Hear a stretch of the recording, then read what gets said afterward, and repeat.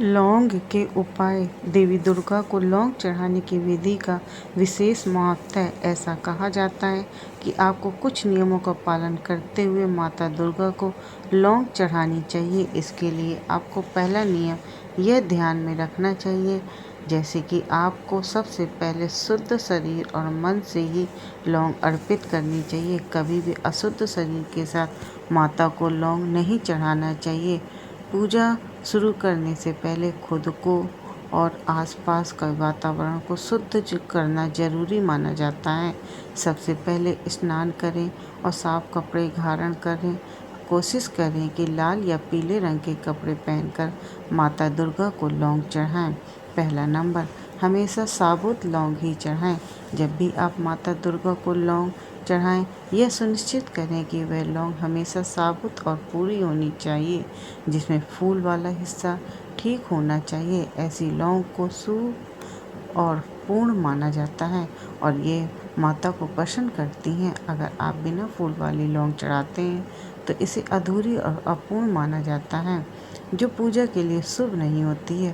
अपूर्ण लौंग चढ़ाने से माता की कृपा प्राप्त नहीं होती है, इसलिए विशेष ध्यान रखें कि लौंग पूरी हो और उसमें फूल का हिस्सा भी मौजूद होना चाहिए, टूटा नहीं होना चाहिए। लौंग का यह फूल वाला हिस्सा माता दुर्गा को समर्पित करने से आपकी बड़ी मनोकामनाएं पूरी हो सकती हैं और माता का आशीर्वाद भी मिलता है। दूसरा नंबर, विवाहित लोग माता दुर्गा को जोड़े से लौंग चढ़ाएं। विवाहित लोगों के लिए माता दुर्गा को लौंग चढ़ाते समय विशेष ध्यान रखना चाहिए कि लौंग हमेशा जोड़े में ही अर्पित करें। ऐसा माना जाता है कि शादीशुदा लोगों को कभी भी एक लौंग नहीं चढ़ानी चाहिए, क्योंकि यह अधूरापन दिखाता है।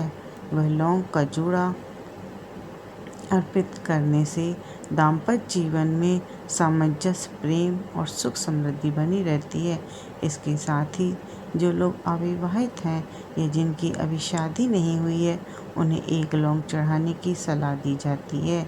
यह उनकी स्थिति के अनुरूप माना जाता है और विवाह से पहले की आवश्यकताओं का प्रतीक होता है। इस नियम का पालन करने से माता की विशेष कृपा प्राप्त होती है, जिससे विवाह की बाधाएं दूर होती है और सुखी वैवाहिक जीवन का आशीर्वाद मिलता है। दोस्तों, नवरात्रि में लौंग के उपाय। पहला नंबर, अगर आप बेरोजगार हैं या आपके अपनी मनचाही जगह पर नौकरी नहीं मिल रही है, तो आपको नवरात्रि में लौंग एक आसान उपाय करना चाहिए। आपको करना बस इतना है कि नवरात्रि में माता की पूजा के दौरान 2 लौंग लेकर उन्हें 7 बार अपने सिर पर बांधना है। इसके बाद इन दोनों लौंग को भगवती के चरणों में रख देना है। माना जाता है कि इस आसान से उपाय को करने से बेरोजगार लोगों को रोजगार मिलता है।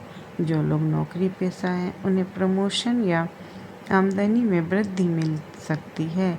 इसके साथ ही आर्थिक लाभ भी इस उपाय को करने के बाद आपको प्राप्त हो सकता है। दूसरा नंबर, जब आपके जीवन में सकारात्मकता होती है तो आपके सभी काम बनने लगते हैं। इसलिए घर परिवार में सकारात्मक ऊर्जा बनाए रखने के लिए आपको नवरात्रि में प्रतिदिन 1 कपूर पर लौंग रखकर उसे जलाना चाहिए। इसके बाद इस धुएं को पूरे घर में फैलाना चाहिए। ऐसा माना जाता है कि यह आसान सा उपाय आपके जीवन की हर नकारात्मकता को दूर कर सकता है। तीसरा नंबर, अगर धन से जुड़ी परेशानियों से आप जूझ रहे हैं तो नवरात्रि में किसी भी एक दिन आपको यह उपाय करना चाहिए। आपको करना बस इतना है कि 5 इलायची, 5 सुपारी और 1 लौंग लेकर उन्हें माता दुर्गा के चरणों में रख देना है। इसके बाद इन तीनों चीज़ों को एक लाल या पीली पोटली में बांधकर उस स्थान पर रख देना है जहां आप धन रखते हैं। मान्यताओं के अनुसार यह उपाय करने से आपके जीवन में धन की कोई कमी नहीं रहती है, कर्ज उतर जाते हैं और धन कमाने की कई स्रोत आपको मिलने लगते हैं। चौथा नंबर, अगर आप चाहते हैं कि आपके जीवन में हमेशा सुख समृद्धि बनी रहे तो नवरात्रि के दिनों में आपको घर के मुख्य द्वार के सामने लौंग के तेल का दिया जलाना चाहिए। ऐसा करने से माता रानी का आशीर्वाद आपको पर बरसता है। घर में मौजूद नकारात्मकता भी यह उपाय करने से दूर होती है। पाँचवा नंबर, नवरात्रि के दौरान अगर आप किसी हनुमान मंदिर में जाकर चमेली के तेल का दीपक जलाएं और उसमें 2 लौंग डाल दें तो आपको जीवन में सफलता मिलना शुरू हो जाती है। दीपक जलाने के बाद आपको हनुमान चालीसा का पाठ और राम नाम का जप भी अवश्य करना चाहिए। यह उपाय अगर आप नवरात्रि में मंगलवार के दिन करते हैं तो इससे कई शुभ फलों की प्राप्ति होती है और मिल सकते हैं।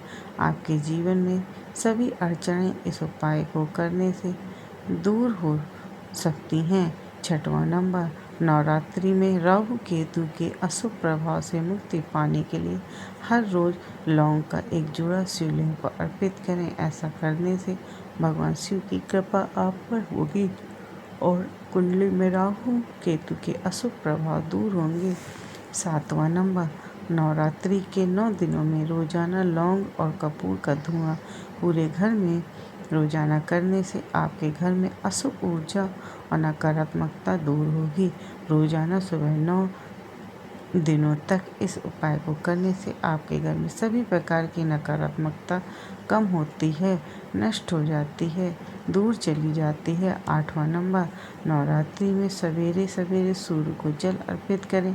इसके बाद लौंग को घिसकर अपने माथे पर तिलक लगाएं। इससे आप नकारात्मक ऊर्जा से बचे रहेंगे। आप चाहें तो घर से निकलते समय एक लौंग अपनी कमीज की जेब में भी रख सकते हैं। इससे आप नज़र दोष आदि से बचे रहेंगे। नवरात्रि में चांदी के 2 लौंग बनवाकर देवी के मंदिर में अर्पित करें। इससे आपके ऊपर तंत्र मंत्र समाप्त हो जाएगा। 9वां नंबर, नवरात्रि में जब कभी भी माँ दुर्गा की आरती करें तो उसमें 3 लौंग रखें। इसके बाद माँ दुर्गा की आरती करें। मान्यता है कि ऐसा करने से घर में नकारात्मक ऊर्जा नष्ट हो जाती है और परिणाम स्वरूप घर में सकारात्मकता बनी रहती है। इसके अलावा घर में सुख समृद्धि आती है। 10वां नंबर, लौंग चढ़ाने की विधि। एक लाल कपड़े में कुछ लौंग लपेट लें। इस लाल कपड़े को माता दुर्गा के चरणों में रखें। आप लौंग को घी में भूनकर भी चढ़ा सकते हैं। लौंग चढ़ाते समय मन में माता दुर्गा का ध्यान करें। ऐसा करने से आपके जीवन में सकारात्मक ऊर्जा आएगी। यह तमाम जानकारी जन रुचि को ध्यान में रख के की गई हैंगी। आपको यह लौंग के उपाय कैसे लगे कमेंट बॉक्स में ज़रूर बताएं और हमारे भोलेनाथ चैनल को सब्सक्राइब, लाइक, शेयर ज़रूर करें।